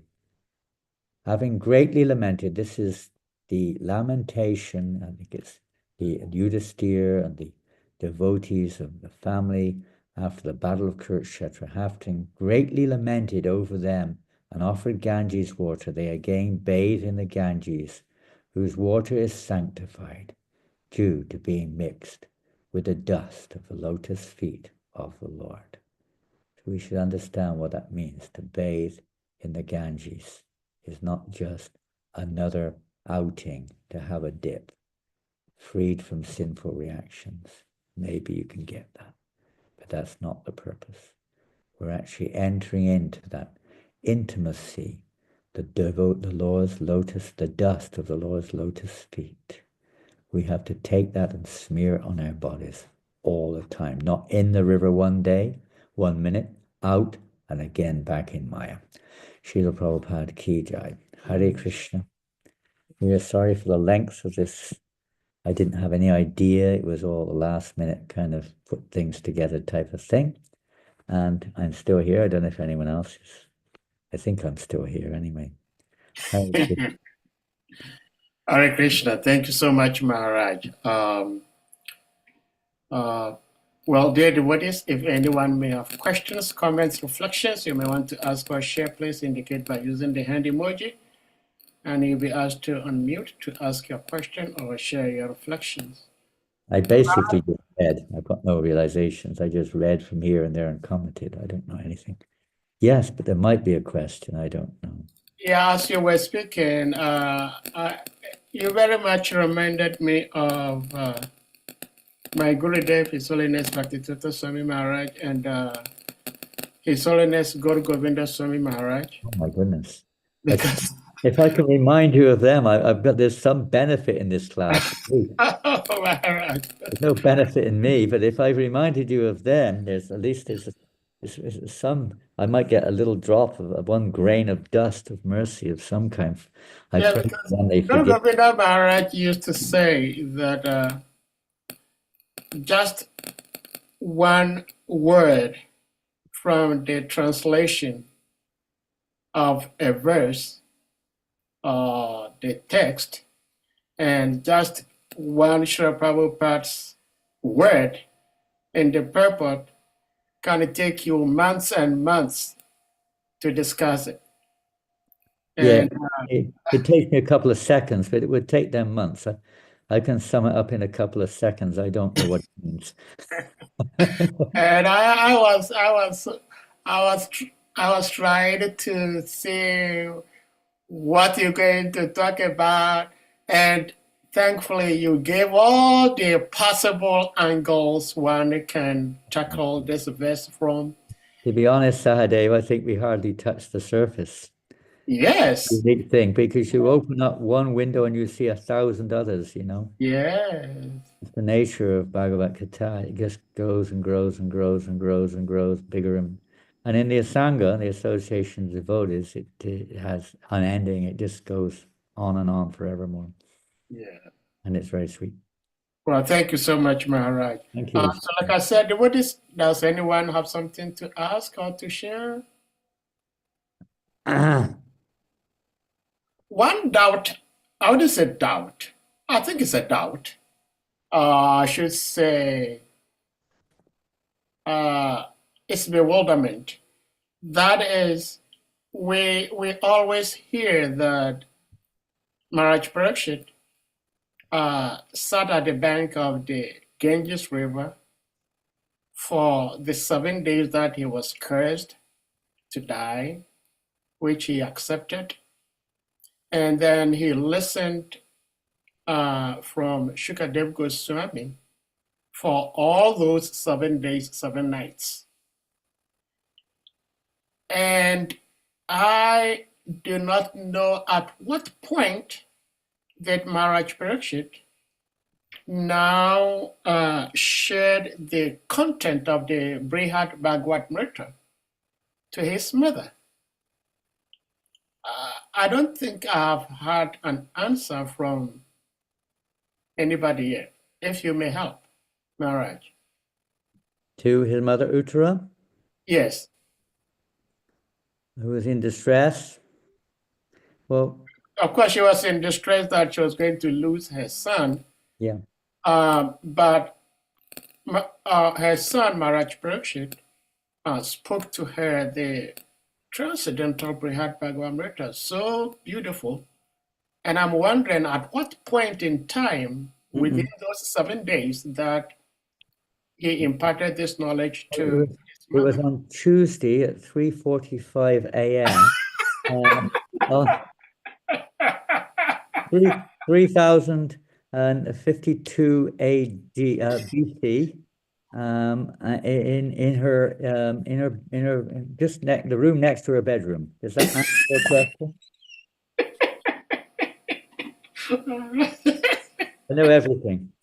Thank you. I'm putting aside humor. Exactly. Yeah. I mean, I understand the context. I mean, we understand. I mean, I can't. I mean, I'm sure the others may be able to elucidate further on this without making further research. And even if there is some reference point, as we heard in the beginning, that Bhagavatam is eternal. It sometimes is revealed, and sometimes, in certain types and circumstances, may not be revealed. But the pure devotees of the Lord are themselves Bhagavats. And Parikshit Maharaj is himself a living Bhagavat, of course. It's not that he wasn't already a living Bhagavat, he was. But for the sake of the Lord's service, he's taking a particular position, as the Lord's eternal associates do, for various reasons. So to what element of the Srimad Bhagavatam, the essence of the Bhagavatam, we see that in the Bhagavatam, in the second canto, we see the 4 seed verses there, which were originating there, Lord Brahma's. The 4 seed verses of the Bhagavatam spoken to Lord Brahma, from which you can say the content of the Bhagavatam expands unendingly. So what degree that Parikshit Maharaj, there was a question asked one time by early days, I don't know where it was, maybe in Seattle, I think in 68 when Prabhupada was there or something like that. And one young girl, obviously a newcomer, is Joan of Arc. I'm in France, so this is a very important topic, very, very important. Is Joan of Arc mentioned in Srimad Bhagavatam? You heard of Joan of Arc? She was a very famous French heroine. Prabhupada, Joan of Arc, I don't know if probably even heard of Joan of Arc or whatever, but it's like, it depends. Everything's there in the Bhagavatam in one sense, isn't it? Everything's there. But, what is relevant? The sages reveal what is relevant. The Srimad Bhagavatam is unlimited, is unending. It's related to Krishna. So everything can be related to Krishna in one sense. So the devotees reveal that which is relevant. So obviously Parikshit Maharaj revealed that same basic essence of life purely to his mother. That Bhagavat Katha he revealed to his mother. Now it's also interesting to note that Srimad Bhagavatam is one of the Puranas. And I asked this question of Bhanu Maharaj one time, that it seemed like it was already present. It was there as one of the Puranas already. It's not that it was spoken for the first time in one sense by Vyasadeva, which it wasn't. But this particular, let's say, elucidation of Srimad Bhagavatam, he elucidated on it. He expanded it in a way which was relevant to Parikshit Maharaj or the sages' inquiries. In the case of Sutta, it was the sages. It's ever increasing like that. It's not like a machine. It's like a living organism. It's just ever increasing like this. So, but it's the essence of the Bhagavatam, certain things will be repeated as is again and again, or referred to according to time, place, and circumstance. So Parikshit Maharaj would have spoken to his mother on Bhagavat Gita, which was relevant to a situation based upon the same principle of Srimad Bhagavatam, but not that he sat there for 7 days reciting exactly word by word what he heard from Shukadeva Goswami. So we get this understanding, sometimes Prabhupada said in the heavenly planets, the Srimad Bhagavatam is unlimitedly greater in terms of content than it is on this planet. It's huge. There's so much more is there. So we're only getting what was relevant to us. We can't even digest that. So as we mature in Krishna consciousness, the Bhagavatam unendingly opens up. It opens like a blossoming flower. So my understanding is he spoke whatever was relevant to her, but it's the same subject matter in principle relevant to her situation as is spoken in the Srimad Bhagavatam. I don't know what more I can say, really. I'll have to look it up. I do have, so I'm sure I got a reference sometime. I may have got the time of day wrong, but I'll just check that up exactly when it was.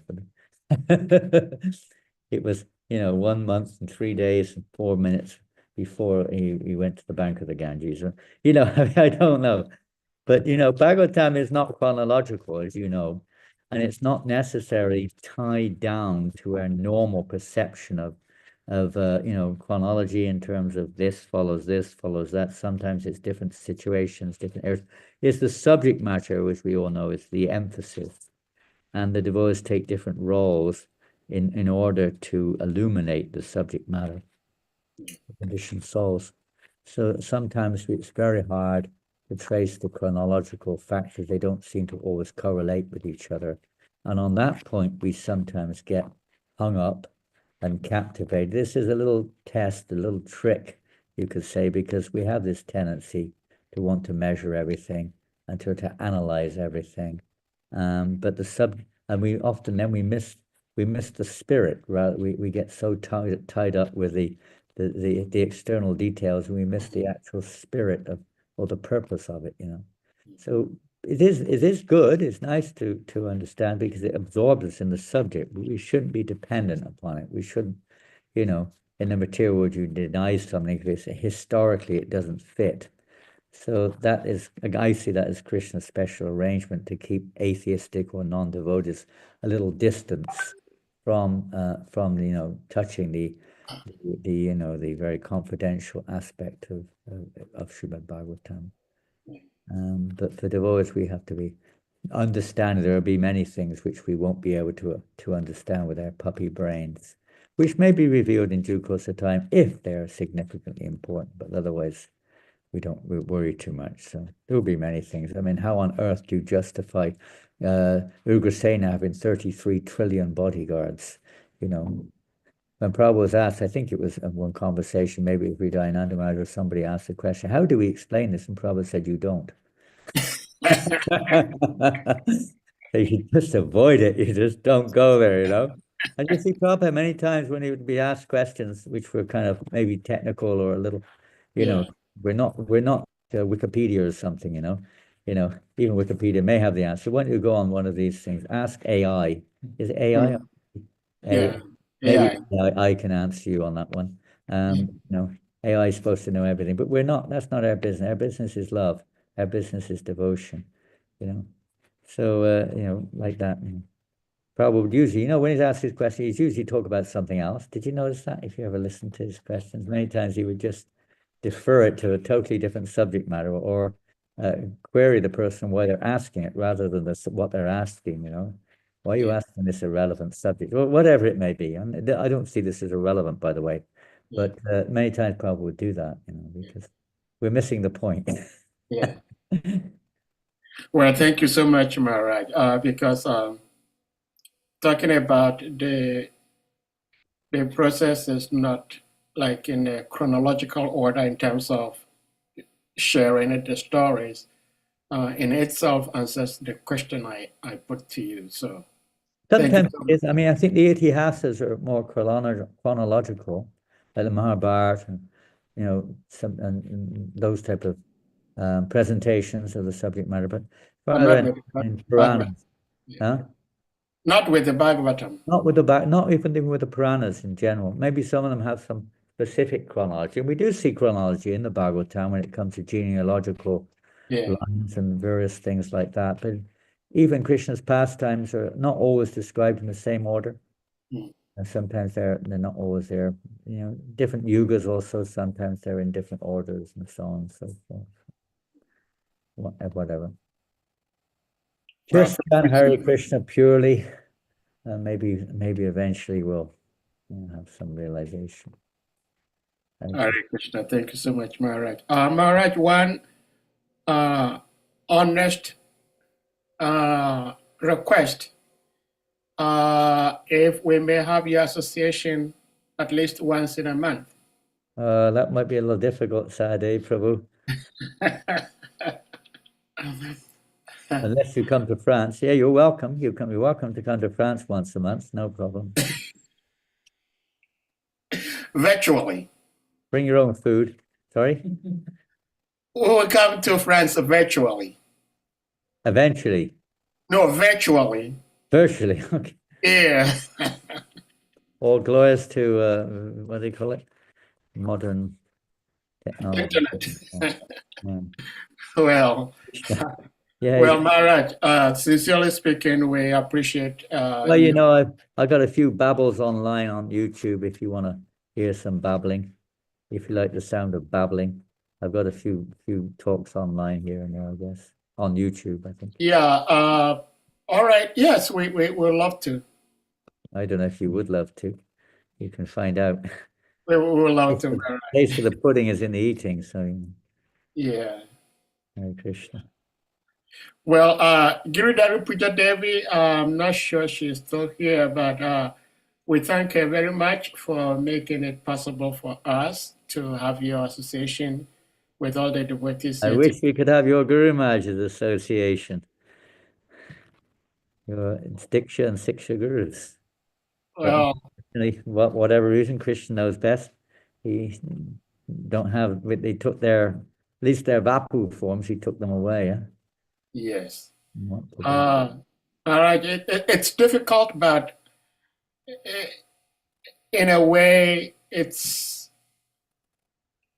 helping us in a way because Srila Prabhupada in his amazing wisdom made so many moves. So even when our father is not physically with us, his uncles and the uncles and the aunties are there. So like I said, you reminded me of my Gurudev. So we take refuge in this provision Srila Prabhupada has created for us. So thank you for being Jai, an Jai, uncle Srila for Prabhupada. us. Thank you so much. Even if we are dark, even if we are living in the dark moon, in the darkness of a moonless night, some or other, if we remember Srila Prabhupada, if we remember those, Yes. Hare Krishna. Thank you so much, Hare Krishna. Everybody who's been with us this evening, and whatever time of day it is for you, it's evening over here. It might be morning or afternoon there. I don't know what it is. But whatever it is, wherever you are, we wish you all the best. And thank you for being with us. Srila Prabhupada Ki Jai. Thank you. Dear devotees, we're going to humbly request you all to kindly unmute, and we all chant Hare Krishna Maha Mantra to express our deepest appreciation to His Holiness. 16 rounds now together. It's And also- a routine. So let's do back and the Swami Maharaj. Jai. every hour. Hare Krishna. Hare Krishna, Hare Krishna, Krishna, Krishna Krishna, Hare Ram, Hare Ram, Hare Ram, Ram Hare Panchakarpatarubhyascha kripa sindhubhyascha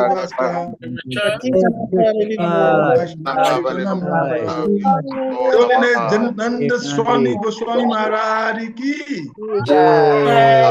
I see many Pampandacharya of you are Sai driving Bhaktivedanta cars. Swami Prabhupada ki Hare Krishna. Krishna. Jai Prabhupada. Jai, Jai. All right, devotees, we thank you all and we hope to see you all again tomorrow by Sri Guru's Krishna's grace. And we thank you for our new visitors.